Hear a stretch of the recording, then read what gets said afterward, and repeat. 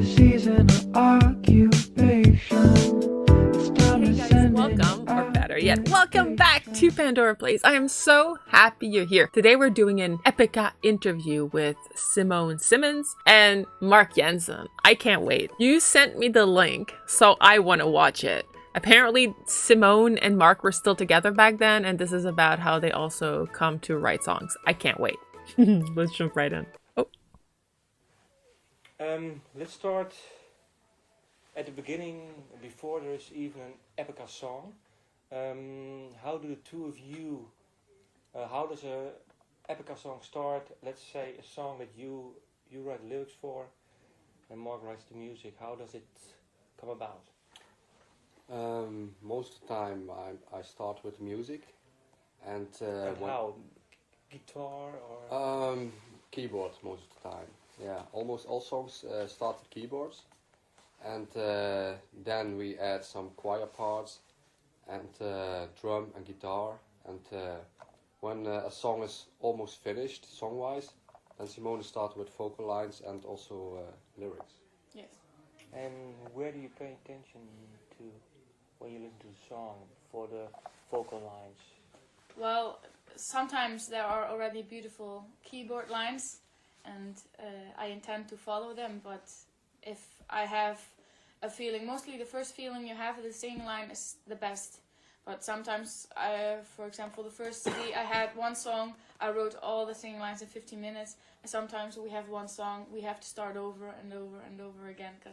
And do you have, say, an example of a song of this album which came very quickly and one that was really hard work for you? Dance of Fate, the first one, Mm-hmm. I did that in one afternoon, that was quite fast, and a slow one, I think Blank Infinity.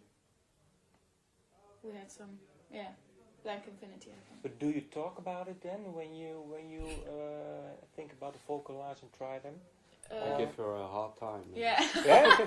No, we have a home studio at his grandmother's place, Okay. and we wrote a lot of music on the computer, and we just played the songs, and I sing along. We recorded the things we like, we keep, and he gives some comment about things I do completely wrong. I have to do them But again most and of the again. time when I'm just checking the volumes, then she has her best sing line, and Yeah? I didn't record No. it. And then I forget again. Yeah, then she forgets that sing line, and then I say, yeah, sing that sing line again. That was amazing. But then she sometimes can't recognize it anymore, and then I'm a little bit pissed. But does it also have to do sometimes because when you record, then you have to sometimes creativity comes when you're not wanting it to when come. you're having a Indeed, shower, yeah, mostly. indeed. Yeah. Now I try to record everything. Yeah. Yeah. So you even have, let's say, recording facilities in your bathroom. No, that would be perfect. But when she's at the home studio, I try to record, everything she does. Also, I say sometimes sing along this song a few times, and I go to the bathroom. Okay. And then later on, when she's home again, then I listen it all the WAV files separately, and then sometimes there are good ideas. So. I try not to sing when there are no record facilities, so if it's a good singing line, and if I forget it, then I will feel really shitty if we cannot record it, so we record it together. And But do you have, let's say, some kind of memory recorder carry along Small with tapes? you? Yeah?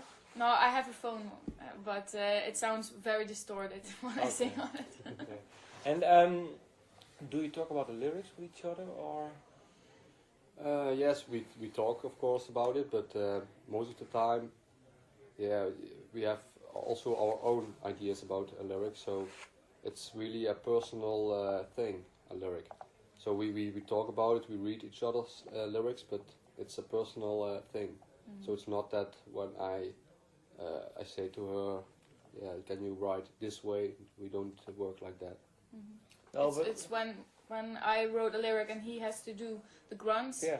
then we sometimes have to adapt them, and then of course we work Yeah. together, and it's also the same with his lyrics. We have to, if we have the cool singing lines but the words do not come out that well, we change it a little bit, and that's where Amanda Somerville helps us in studio. Who? Amanda Somerville. And what does she do exactly? She does the lyrical, the changes. Okay. She's a Native American, so we know that it's correct, that we don't have any mistakes in it. Yeah. And she does also some vocal coaching during the recordings in the studio.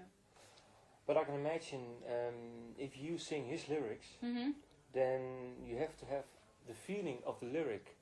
So do you really want to grasp and understand what lyric is about, or do you know what I mean? Because I can imagine that if he writes a lyric that you don't understand, then you can't put your feeling into it. Well, I know him 3.5 years pretty well, so Okay. I know what he thinks about. But it is true that some songs some lyrics I have a deeper feeling with, so I sing it differently. But it's not only about the lyrics, also about what the music requires, which kind of melody you have to sing. And there are a couple of songs where I sing very emotional and some more aggressive. It's also what the music needs, not only the lyrics. Okay, and so you work together. What is his best quality, and then I ask you what her best quality is. His quality. Yeah. Well, let me start.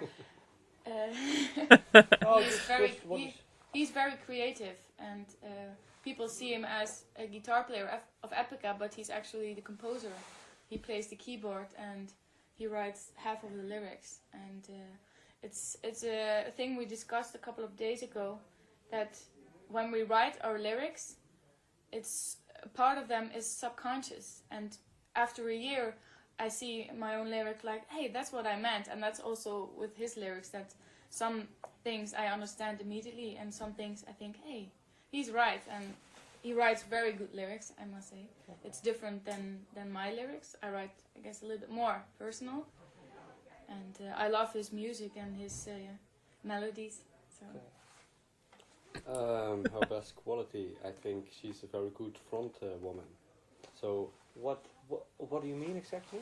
yeah, that's she's a good singer, but when you are a good singer, that's not enough. You also have to be a kind of an entertainer, and she developed a lot and very quick, and now she's really a fantastic front woman, and that's what a band needs when the front man or woman is not not it.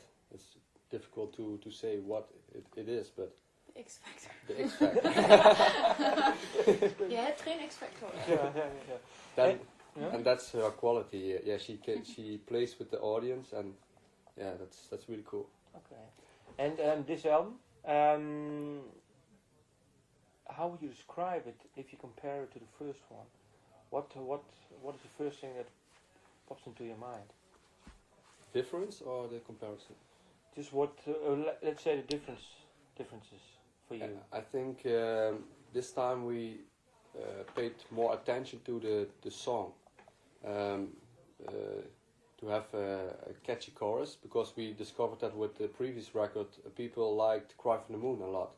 That's a song with a very catchy chorus. People like to sing along that live when we play it live, and we try to have this time more of these kind of catchy choruses. So I think that's the biggest difference, that we paid more attention to the song itself, to have a powerful, catchy song. But at the other hand, we also still write long songs, because we have also a lot of fans who ask for long songs, long, difficult songs. So we try to have these two things in balance. Okay.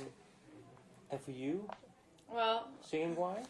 singing-wise. Well, first, just as Okay. a package, after this 5.1 Dolby Surround listening session, it's way more bombastic.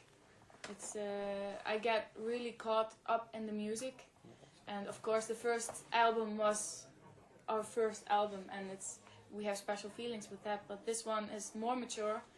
We toured a lot. We know how to play our instruments, and everybody wrote more together on this record than we did on the first, because me and the drummer joined at the end of the band being complete, and we had only 2 months before we entered the studio. Okay. And for this album, singing wise, again, the touring, I've learned a lot, and I didn't have much classical singing lessons before I entered the studio, so my vocals did not turn out that classical as on the first album. It is, it's more versatile. I sing in a rock kind of way, pop, and a very intimate, a little bit airy voice, and of course also a little bit classical. Yeah, because I noticed that you even use your own singing voice. Mm-hmm. And sometimes you go to the high register always, but some songs you start low. Mm-hmm.